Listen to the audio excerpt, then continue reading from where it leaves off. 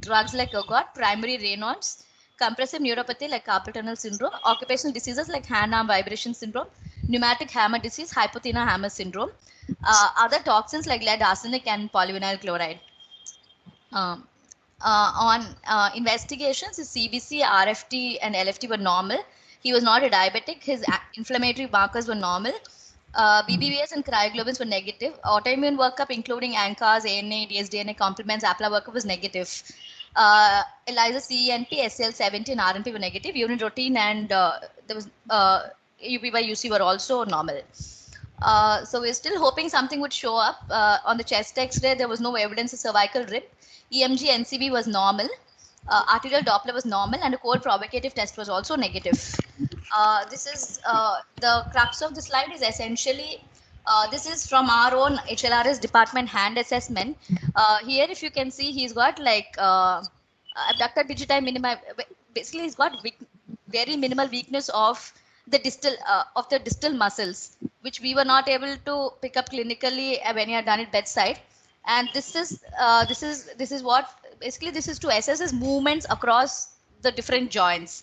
And this 8.9 is basically to look at power in his distal muscles. So he has weakness essentially. However, his sensations were intact. So what was missing? I had said he's an electrician. However, in detail, he had commenced working at the age of 14 in a motor repair shop where he worked for 12 years. Work involved repairing car cell and dynamos. He subsequently opened his own auto electric shop. He was also working as a freelance electrician, works 7 days a week, and operates 3 vibrating tools about 4 days a week: a handheld drill, a metal polishing machine, and a hammer. So our differentials was like an occupational diseases like a hand-arm vibration syndrome, pneumatic hammer syndrome, and a hypothenar hammer syndrome. So what will you do to prove or disprove the diagnosis? This is an image from the DSA, which had shown occlusion of bilateral distal ulna and distal artery. So if you can see, a normal DSA of the hand would have contrast being taken all the way here. So if you can see, there is absolutely no contrast in the distal arteries. There is narrowing of the ulnar arteries, although I did not put the this is the radial, this is the ulnar, although I did not put the proximal sections. So absolutely no flow within the palmar branches and the distal arteries, which is consistent with the HAVS. So hand-arm vibration syndrome was initially reported in 1911 in Italian miners who were using vibrating tools. Common among workers exposed with exposure to industrial machinery to transmit vibration to the hands over 2.8 meters per second square. And and the superadded risk factors would be age, smoking, and diseases that could cause neurovascular pathology, essentially atherosclerotic risk factors like diabetes, hypertension. Usually presents within 6 months to 6 years following, and they have 3 manifestations, which is vascular, neurological, and musculoskeletal components.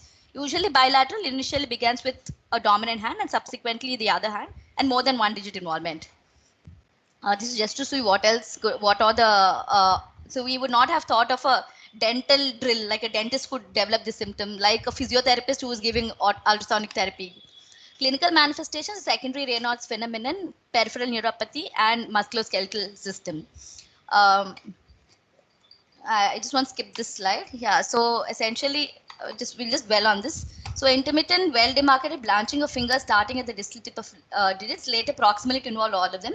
Thumbs are the least affected because of the collateral circulation, and the fingers might later develop cyanotic and develop tissue necrosis. Peripheral neuropathy, they can develop tingling and numbness in a glove pattern, and musculoskeletal manifestation very non-specific. They can have discomfort, pain.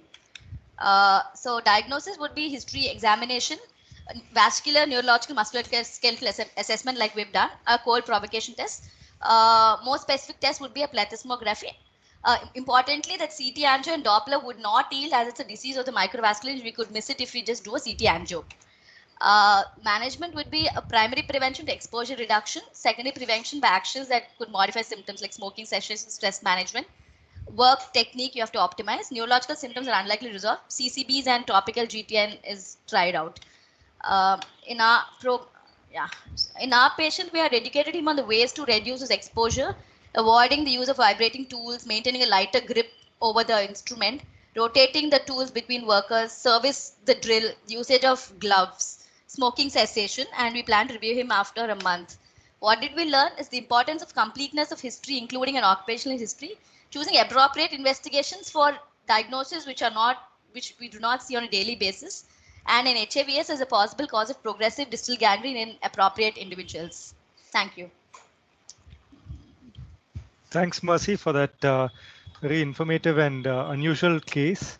Well presented, and I think I'd like to commend the way you've put the history examination and all the interesting investigation findings.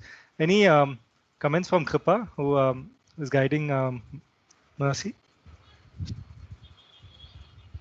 Nothing additional, Tarun. I think it was interesting to look at how this patient's occupation had contributed to his illness. And as she pointed out, this is something that is preventable.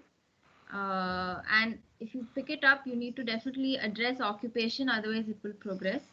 The other important thing is looking at other factors that worsen the disease, like smoking in this patient. So